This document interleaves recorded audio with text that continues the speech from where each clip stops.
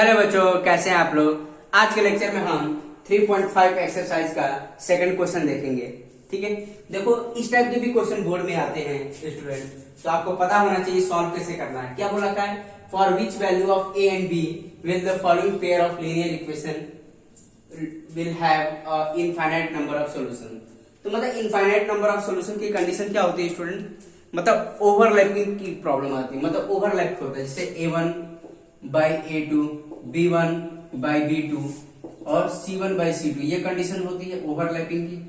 ठीक है स्टूडेंट, यही कंडीशन होती है, आपको बता रखा है हमने पहले कि ओवरलैपिंग मतलब एक लाइन दूसरी लाइन पर ऐसे ओवरलैप कर रही है, और उसके लिए रेशियो क्या होते हैं, सारे रेशियो क्या होते हैं, प्रोपोर्शनल होते हैं। यहाँ पर भी सेम वही कॉन्सेप्ट यूज करना है। तो पहले हम क्या करेंगे, इसको सही फॉर्म में कन्वर्ट कर ले, स्टैंडर्ड फॉर्म में। तो देखो इसको करेंगे, इसको इधर लेके आएंगे, क्या है 2x plus 3y minus 7 equal to 0। ठीक है, ये क्या काम करेगा, A1 B1 और ये C1। ठीक है, इसको भी हम यही काम करेंगे, इसको इधर लेके आ जाएंगे। ठीक है, इसको अगर इधर लेके आएंगे तो ये देखो इस यहीं पर कर लेते हैं, इसको इधर लेके आओ इक्वल के इधर, ये निगेटिव बन जाएगा टोटल और ये 0। इतनी बात समझ में आ रही है स्टूडेंट, क्लियर है। तो मैंने यही कर लिया, ये क्या A1, ये देखो A1 B1 हो गया, ये क्या हो गया A2, ये B2 और ये C2। ठीक है, आई बात समझ में। तो अब यहां पर देखो for infinite number of solution, अब क्या लिखेंगे, for infinite number of solution क्या होता है, A1 by A2, B1 by B2 and C1 by C2, यही कंडीशन होती है स्टूडेंट इनफाइनाइट सॉल्यूशन के लिए। तो देखो A1 हमारे पास क्या है, A1 2 है, पुट करो A1 2 है। ठीक है, A2 कितना है स्टूडेंट, ये पूरा A2 का काम कर रहा, A माइनस B। इतनी बात समझ में आ रही स्टूडेंट। फिर क्या होता है B1 बाई B2, तो B1 क्या हमारे पास 3 है, B1 क्या है 3 है। B2 कितना है स्टूडेंट, B2 ये रहा पूरा A प्लस B। क्लियर है, आई थिंक सब बच्चों को समझ में आ रहा है। फिर क्या है C1 क्या है स्टूडेंट, C1 माइनस 7 है, माइनस 7। ठीक है, फिर C2 कितना, ये पूरा C2 का काम कर रहा है। C2 मतलब जिसके साथ जो भी वेरिएबल नहीं होता उसको C2 बोलते हैं, C2 मतलब कांस्टेंट टर्म। तो ये पूरा हम लिख लेंगे, तो माइनस साइन बाहर ही रहने दो, तो क्या आएगा 3A प्लस B माइनस 2। इतनी बात समझ में आ रही है स्टूडेंट, ये हमने लिख दिया। क्लियर है, अब हम इसको सिंप्लीफाई करेंगे। ठीक है, इसको हटा देते हैं। तो देखो एक एक करके हम सिंप्लीफाई करेंगे स्टूडेंट। तो देखो यहां पर अब क्या काम करेंगे हम, अब देखो इक्वेशन बना लेंगे, देखो इसको इससे कंपेयर कर लो, एक बार हम इसको इससे कंपेयर कर लेंगे। ठीक है, फिर इसको इससे कंपेयर कर लो या इसको इससे कंपेयर कर लो, तो हमारे दो इक्वेशन बननी चाहिए स्टूडेंट। ये इन दोनों को भी कंपेयर कर सकते हो, फिर इसको इससे कंपेयर कर लो, या इन दोनों को इसको इससे कंपेयर करो, इसको इससे कंपेयर कर लो, तो हमारे दो इक्वेशन बननी चाहिए। फिर दोनों इक्वेशन को हम सॉल्व कर सकते हैं, जिससे हमारा ए और बी निकल सकता है। तो सबसे पहले हमने क्या किया, देखो इसको इससे कंपेयर करो। ठीक है, क्योंकि सब आपस में इक्वल है, तो किसी दो को एक दूसरे से रिलेट कर सकते हैं स्टूडेंट।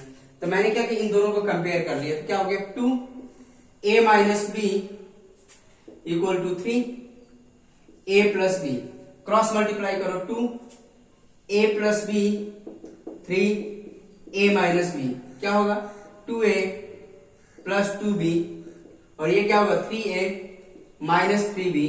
ठीक है, तो ये सबको इधर लेके आओ, 2A वाले टर्म को इधर लेके आओ, B वाले टर्म को उधर, तो 2B इसको उधर लेके प्लस 3B हो जाएगा, और ये 3A माइनस 2A, क्या 2A था, इसको इधर लेके माइनस हो जाएगा, तो 5B इक्वल टू A।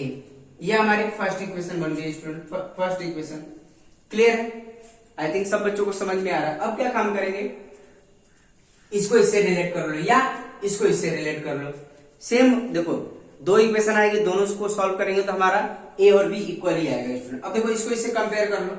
ठीक है, इसको इससे कंपेयर करो, पहले को 2A minus b equal to क्या है, देखो ये माइनस ये भी है, माइनस माइनस माइनस कैंसिल हो जाएगा। तो अब देखो 7 divide by 3A plus b minus 2। इतनी बात समझ में आ रही है स्टूडेंट, क्लियर है। अब देखो क्रॉस मल्टीप्लाई कर देंगे स्टूडेंट, तो ये क्या आ जाएगा 2 time 3A plus b minus 2, और ये क्या 7 टाइम A माइनस बी। इतनी बात समझ में आ रही है स्टूडेंट, क्लियर है। अब इसको आगे सिंप्लीफाई कर लेते हैं। अब यहां पे देखो इसको इससे मल्टीप्लाई करो, 2a इंटू 3a कितना है, देखो इसको इससे मल्टीप्लाई करो तो कितना आ जाएगा 6a, ठीक है 6a प्लस इसको इससे मल्टीप्लाई करो प्लस 2b, फिर इसको इससे मल्टीप्लाई करो -4, ठीक है फिर 7a माइनस 7b, ठीक है इतनी बात समझ में आ रही स्टूडेंट, क्लियर। तो सबको उधर लेके जाओ, ठीक है सबको उधर लेके जाते 0 7a माइनस 7b, इसको भी उधर लेके गए 6a माइनस 2b प्लस 4, ठीक है इतनी बात समझ में आए। देखो इसको इधर लेके गए तो माइनस हो गया, इसको भी इधर लेके गए तो माइनस हो गया, ये इसको इधर ही रहने दिया हमने, ठीक है इतनी बात समझ में आ रही स्टूडेंट, क्लियर है।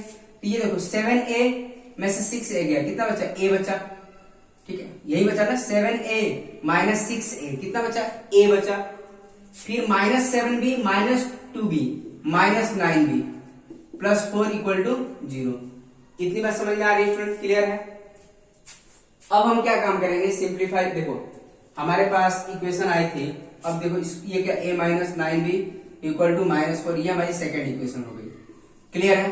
देखो इसको हम उधर लेके चले गए second, solving equation 1 and 2, solving equation 1 and 2, ठीक है 1 एंड 2 को सॉल्व करेंगे तो कोई भी मेथड यूज कर सकते हैं स्टूडेंट, हमने तीनों मेथड आपको बता रखा है, एलिमिनेशन मेथड बता रखा है, सब्स्टिट्यूशन मेथड बता रखा है एंड क्रॉस मल्टीप्लिकेशन मेथड भी बता रखा है। जो भी मेथड अप्लाई करना चाहते हैं वो कर सकते हैं, जो भी आपको सुटेबल लगता है।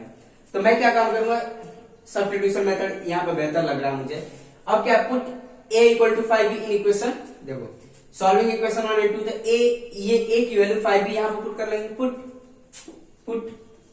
a equal to 5b in equation second equation क्या है हमारे पास, a minus 9b, a minus 9b equal to -4, clear है स्टूडेंट, a माइनस 9b, तो a की वैल्यू कितनी है हमारे पास 5b minus 9b equal to -4, तो ये क्या आ जाएगा -4b इक्वल टू -4, तो b इक्वल टू कितना आ गया -4/4, तो b इक्वल टू कितना आ गया स्टूडेंट 1 आ गया, क्योंकि देखो ये भी माइनस है ये भी माइनस है, तो माइनस माइनस कैंसिल होके आ गया 4। तो यहां पर देखो स्टूडेंट b की वैल्यू कितनी आ गई, अब b की वैल्यू कितनी आ गई 1, तो हमारे पास a इक्वल टू कितना था 5b, तो b की वैल्यू कितनी आ गई 5, b की वैल्यू यहां पुट कर लो 1, तो क्या आ जाएगा a इक्वल टू 5 आ जाएगा, ठीक है। अब b की वैल्यू इक्वेशन 1 में पुट कर देंगे, पुट यहां पे लिख देंगे, पुट वैल्यू ऑफ, यहां पे लिख देंगे put b equal to 1 in equation first, यहां पे लिख सकते हैं put b equal to 1 in equation 1, equation 1 क्या था हमारे पास a equal to 5b, b की वैल्यू पुट कर देंगे, तो a की वैल्यू कितनी आ गई स्टूडेंट, तो फाइनली हमारे पास जो आया है a की वैल्यू कितनी आ गई हमारे पास, a की वैल्यू आ गई 5, फाइनली हमारे पास a इक्वल टू 5 आ गया, b इक्वल टू 1 आ गया, ठीक है स्टूडेंट, आई बात समझ में, a की value 5 and b equal to 5, b equal to 1, ठीक है स्टूडेंट। ऐसे भी क्वेश्चन पूछे जाते हैं, तो देखो ऐसे ही एक और क्वेश्चन कर लेते हैं स्टूडेंट, ठीक है तो इसको नोट कर लेते हैं।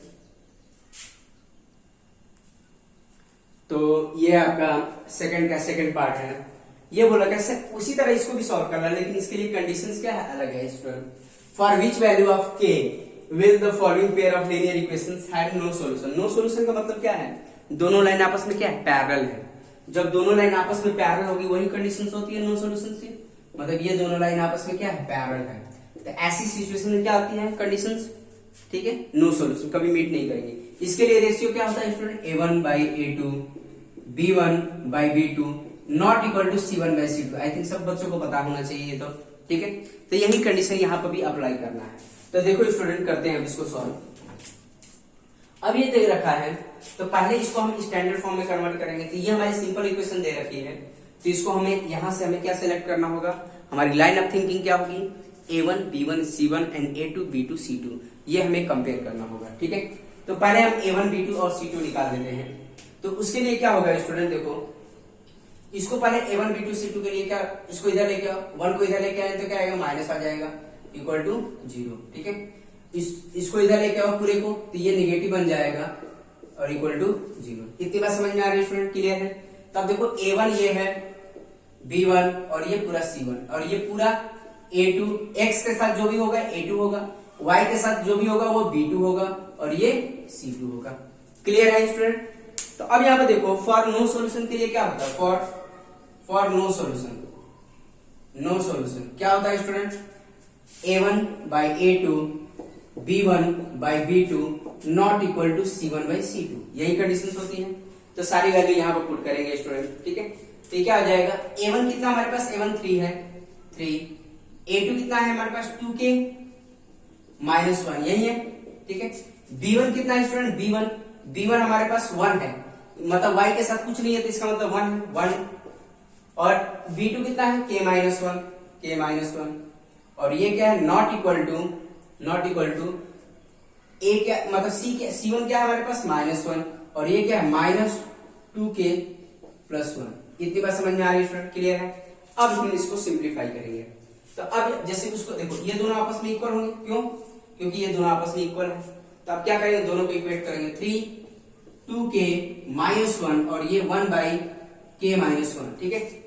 तो अब क्रॉस मल्टीप्लाई कर लेंगे student, cross multiply 3 time k -1, ठीक है, इक्वल टू 2k -1, ठीक है।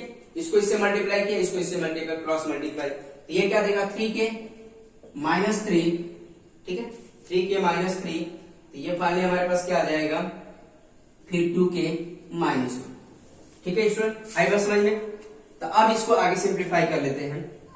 तो देखो k वाले टर्म को एक साथ रखो और उसको एक साइड रखो, तो इसको हम इधर लेके चले गए, ठीक है। तो ये आ जाएगा 3k, इसको उधर लेके जाओ -2k हो जाएगा और ये -1 था, इसको इधर लेके आए +3 हो गया, तो ये आ गया k और ये कितना हो गया 2 हो गया। तो k की वैल्यू कितनी आ जाएगी, 2 आ जाएगी, ठीक है। इतनी बात समझ में आ रही है स्टूडेंट, क्लियर है?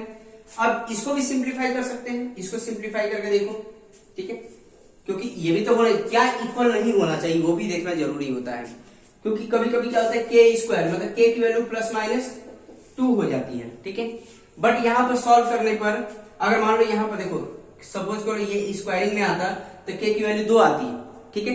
बट यहाँ पर अगर हम सॉल्व करते इन दोनों को सॉल्व करेंगे तो k नॉट इक्वल टू, अगर मान लो ऐसी सिचुएशन आ रही है -2 तो -2 नहीं होगा, केवल k इक्वल टू 2 ही होगा। तो ऐसी सिचुएशंस भी बनती है, तो इसके लिए ये भी सॉल्व करके देखना होता है स्टूडेंट आपको कि मतलब क्या नहीं होना चाहिए, ठीक है। मतलब this one equal to this one not equal to है, मतलब क्या नहीं होना चाहिए वो भी ध्यान देना पड़ता है। तो देखो इसको भी सिंप्लीफाई कर लेते हैं। तो ये देखो इन दोनों को सिंप्लीफाई करो स्टूडेंट, तो क्या आएगा 1k -1 नॉट इक्वल टू, देखो माइनस से माइनस कैंसिल हो जाएगा, ठीक है, 1/2k + 1, क्रॉस मल्टीप्लाई करो 2k + 1 और ये नॉट इक्वल टू k -1, ठीक है। इतनी बात समझ में आ रही है स्टूडेंट? तो अब यहाँ पर देखो इसको उधर लेके जाओ 2k -k और ये आ जाएगा नॉट इक्वल टू -1 और इसको -1 हो जाएगा, तो k इक्वल टू कितना आ गया, नॉट इक्वल टू -2 हो गया। तो k इक्वल टू -2 नहीं होना चाहिए, ठीक है, k इक्वल टू -2 नहीं होना चाहिए। इतनी बात समझ में आ रही है स्टूडेंट? तो k की वैल्यू फाइनली कितनी आ गई, k इक्वल टू 2 होना चाहिए, ठीक है। तो फाइनली k की वैल्यू कितनी आ गई स्टूडेंट 2, ठीक है, जिससे हमारे पास जब अगर k की वैल्यू 2 पुट करोगे तो ये कंडीशंस क्या आ जाएगी, फॉर नो सॉल्यूशन। नहीं तो आप रिलेट करके देख लो, पुट करके देख लो। अगर मान लो आपको वेरीफाई करना है तो वेरीफाई करके देख लेते हैं। चलो देखो स्टूडेंट वेरीफाई कर लेते हैं। वेरीफाई में क्या होना चाहिए, ये रेशियो होल्ड होना चाहिए। तो k की वैल्यू पुट करके देखो, k की वैल्यू 2 पुट करके देखो, k की वैल्यू 2 पुट करके देखो, ये इक्वेशन क्या आएगी, तो 2 इंटू, ठीक है, 2 -1, इतनी बात समझ में आई, x, ठीक है, k की वैल्यू 2 पुट कर रहे हैं, ठीक है, plus 2 -1 y minus 2 into 2 + 1 equal to 0। तो ये आ जाएगा तुम्हारा 4 माइनस, ये आ जाएगा 4 - 1 x और ये 2 - 1 मतलब y आ जाएगा, ठीक है, और ये आ जाएगा तुम्हारा 4 आ जाएगा +1 इक्वल टू 0। तो ये आ जाएगा तुम्हारा 3x + y - 5 इक्वल टू 0।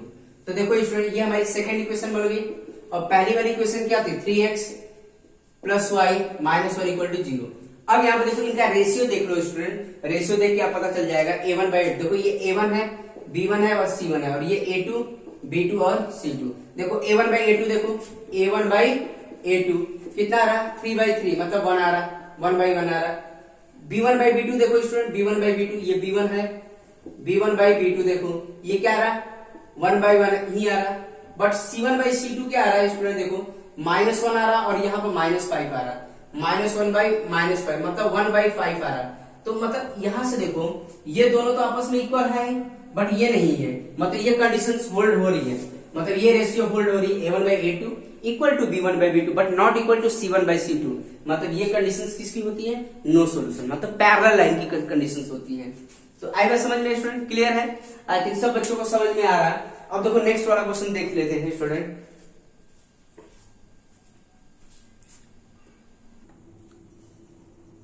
तो देखो बच्चों, ऐसे क्वेश्चंस पूछे जाते हैं, जैसे मैंने अभी क्वेश्चंस बताया इसी टाइप के ये भी क्वेश्चंस हैं। ऐसे क्वेश्चंस आपके फाइनल पेपर में बोर्ड में पूछे जाते हैं स्टूडेंट, तो आपको ये सब चीजें आनी चाहिए।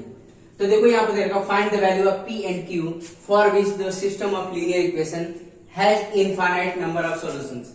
इनफाइनाइट नंबर ऑफ सॉल्यूशन का मतलब क्या होता है स्टूडेंट, मतलब इसके लिए क्या होना चाहिए, A1/A2 B1/B2 equal to C1/C2।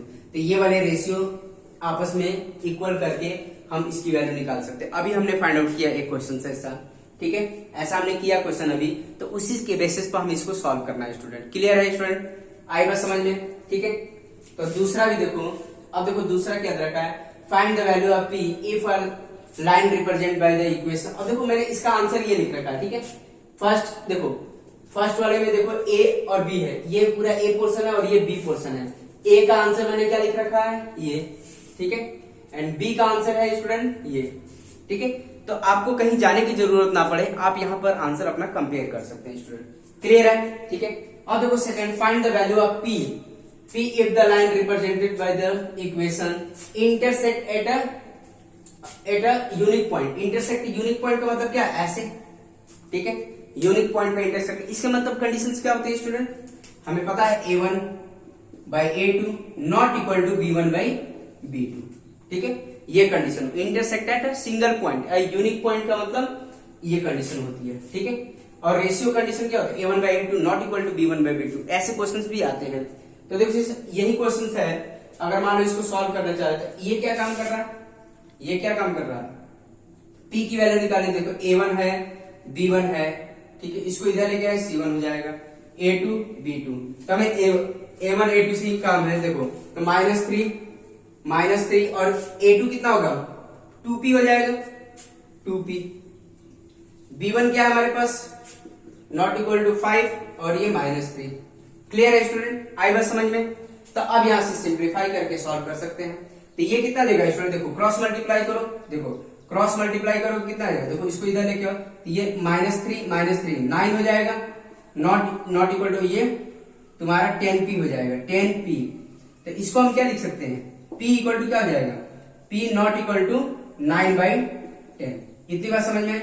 P equal to क्या हो गया, 9/10। मतलब 9/10 नहीं हो सकता, मतलब सारी वैल्यू हो सकती है बट 9/10 नहीं हो सकती। या तो हम इसको ऐसे लिख सकते हैं, P नॉट इक्वल टू 9/10, या P belongs to real number except 9/10।